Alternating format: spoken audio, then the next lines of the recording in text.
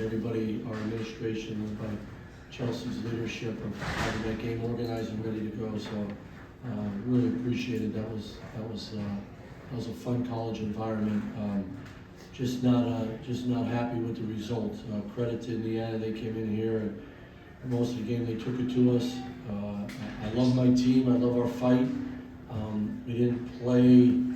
We didn't trust enough of what we do and how we do it with enough urgency, and we just, we're playing from behind and digging a hole, and a lot of times shooting ourselves in the foot, in our own foot, and you can't do that. And too many plays where we beat ourselves on both ends of the court today against a good disciplined team. I loved our fight at the end.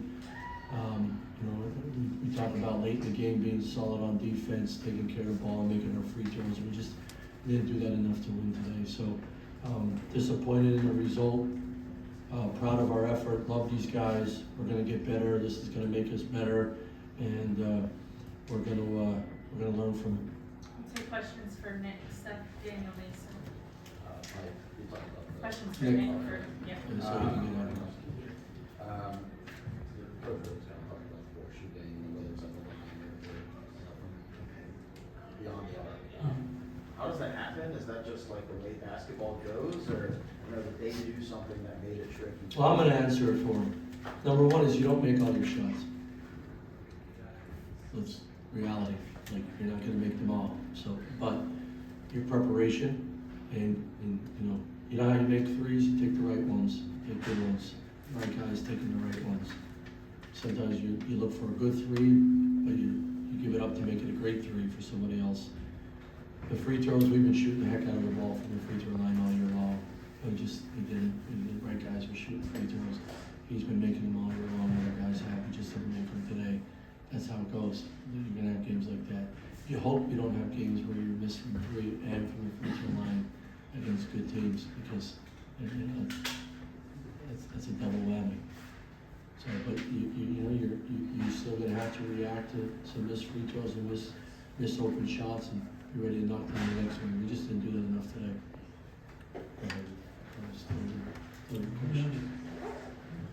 Nate. Daniel, sorry. Nick, what did Indiana do coming out of halftime in the second half defensively to stymie you guys a little bit and put you in that hole? They didn't really do nothing. They just they got 8 points quick, very fast in the first half, and took us down by about 8, and we just had to fight back. Mason. I know in modern basketball, it's more common for teams try to shoot themselves out of deep holes, but you guys committed to attacking the basket, getting to the line.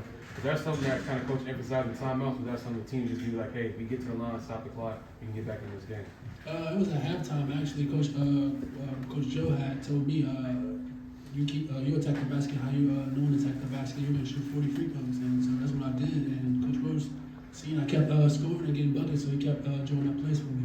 I think we were 16 for 21 at the rim in the first half. I think that's what it was.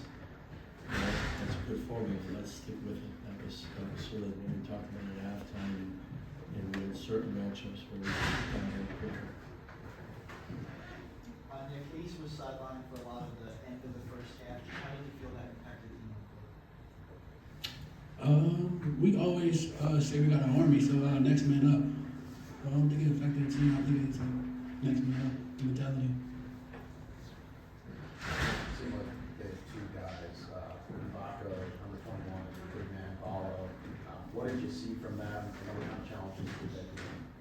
I mean, nothing for real. We just was lacking on defense and we just didn't have a good shooting game today. Nothing really from them. Yeah, on the defensive end, you pressed most of the game, but in the half court, especially in the second half, you went to a trap. What was the strategy there? Was that something also implemented at halftime? And how did you see that impact the defensive end? I mean, it wasn't a plan or nothing to trap. It was just like, it's just basketball. We see what we can do, so we rotate. And that's what we do.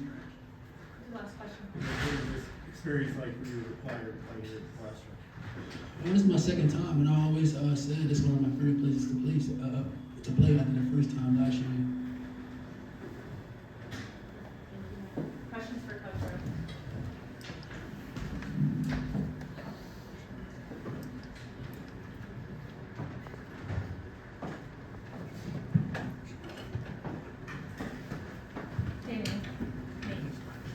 Mike, same thing I just asked Nick. What kind of flipped there at halftime from Indiana for them to put you? Yeah, we weren't ready to play coming out of halftime, and, you know, that's on me. I'm mad at myself, because we've had some really good starts the second half, so we did it today. And, you know, the one thing, you see that shot go in early, you think you can make the next one, and that's what happened, and we ended up making 7 second half threes. I didn't think we got back in transition. One poor coverage on the ball screen, and two, but really the one in that 8-0 run there, we had to call a timeout. So not enough urgency to start the half. You know, we always talk about we want to win the middle 8, the last 4 minutes of the half, and the first 4 of the second half. We shouldn't do that today. Nick, Like, they don't shoot a ton of threes typically, they don't make a ton of threes typically. It seemed like. They shot it well the last game. They shot it well, and that carries over. Right, you see it go in. You think it's been going more. And I thought, unfortunately today, I thought we gave their better shooters open ones with some poor coverage. And you know, you see 1 or see 2, the ball gets hot, and the guys are ready to look to shoot it more, and that's what they did. I mean, they shot 39% for the game from 3, and that's, you know, that's money. That's money. Mason. Coach Rhoades, I know you kind of answered it earlier, but for your team to be disciplined enough to continue attacking the basket instead of trying to focus on getting it all back with threes, what does it say about your team's discipline down the stretch to kind of stick to what's working as opposed to trying to figure out on their own? Yeah, I mean, we're you know, when we play, we trust what we do, and we have this urgency. We're a downhill team. We have multiple guys that can get downhill and make plays for themselves and each other. We didn't have enough of that today. When you're ready to get blown out, it's amazing how the urgency meter gets turned up, and then we got back. We got going with that, and you know, Nick had some great plays and got us going. But there's some other guys, and then that ball gets hot, and we start scoring in different ways and putting pressure on them. Thought in the first 26 minutes, 30 minutes of the game, we were very, not gonna say lackadaisical, because I think our guys play hard, we're playing a decent pace, but just not the pop that we've had most of the year. And when you play good teams in the Big Ten, and you don't have that urgency, that's what happens. Then you play from behind. Seth.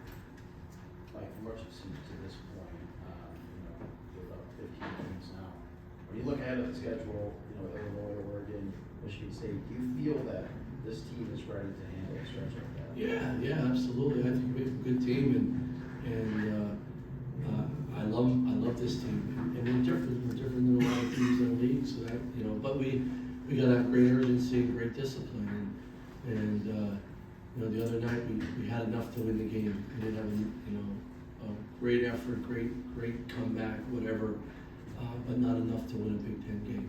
And we gotta have that urgency and that discipline to go play those teams and beat those teams. But you know, that's what we sign up for. That's the fun of it. With this group of guys we have, yeah, I'm as pissed I am now that we lost the game. I'm excited with what we're capable of doing. Coach, you played Michigan here last year, you played Drexel with Wells Fargo today. Why is Penn State important to you? Well, number one, you know, it's our state, right?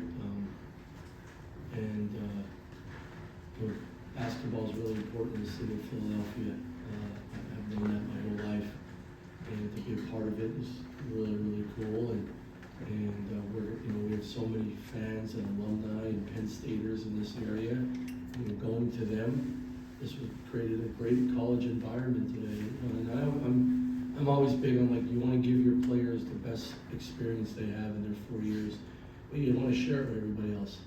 And everywhere I've been, I've taken that approach, and playing down here and being in Philadelphia with so many Penn Staters, but hopefully future Penn Staters that are good basketball players that want to play a cool style like we're doing and play at the highest level on the biggest stage in college basketball. You can do that in your home state, you can do that at Penn State, and we want to show that off. Like, what did you make of Miles' performance? Seemed like he brought a lot of energy. Yeah, I was really proud of him. I thought Yannick got going in the second half, but I like that. You know, this guy was out for 6 months, and for him to get thrown in the fire the other night and today, I love his response, I love his energy.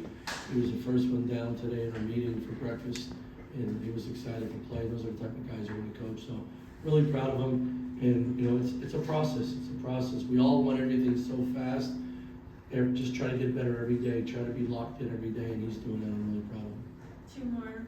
Hey, Coach, I just expand on you, Penn State expanding the brand throughout Pennsylvania. Just tell us about the recruiting that's going on towards this area and how important that is for you guys playing this area, helping out your recruiting. Yeah, well, it's our job for me and our staff to be active in the state of Pennsylvania with all the high school coaches and AAU programs and all the players, especially in, you know, the greater Philadelphia area, because some great basketball players that have great high school coaches and great AAU coaches. I've known them all for a long, long time, so it's great that I'm now coaching in the state and I can recruit kids to stay in the state and be a part of what we're trying to build at Penn State. So, you know, we're gonna always extend ourselves to the Philadelphia area and try to make it a home for really good players that want to come get one of the best educations you can get in the world and play big time basketball in a fun style, and we're gonna continue to do it all the time.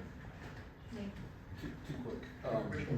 Zach didn't get a three, he didn't take one in the first half. Did you feel like they were doing something to shut him out? They just weren't leaving them. You know, they were sort of especially in the ball screens. They were just saying, we're not going to leave here. We'll let the other guys get the catches. So, you know, we just got to continue to move him around. And he does such a good job getting involved. Like he got us 3 baskets in the first half because he set a screen. He had 2 cutting actions that his man should be the one helping, but he stayed with Zach. We got baskets out of it. Doesn't show up in the stat sheet for Zach, but it's the right way to play. But he's got to continue to keep moving and hunting shots, and we got to find him more. We got to find him more. We got to find a way to loosen him up and all that. In the second half, we found that a couple times, but we got to find him more. And then the excessive on, what was the explanation on the? Said when he's coming down, he grabbed his hand. Thank you, Coach. Thank you.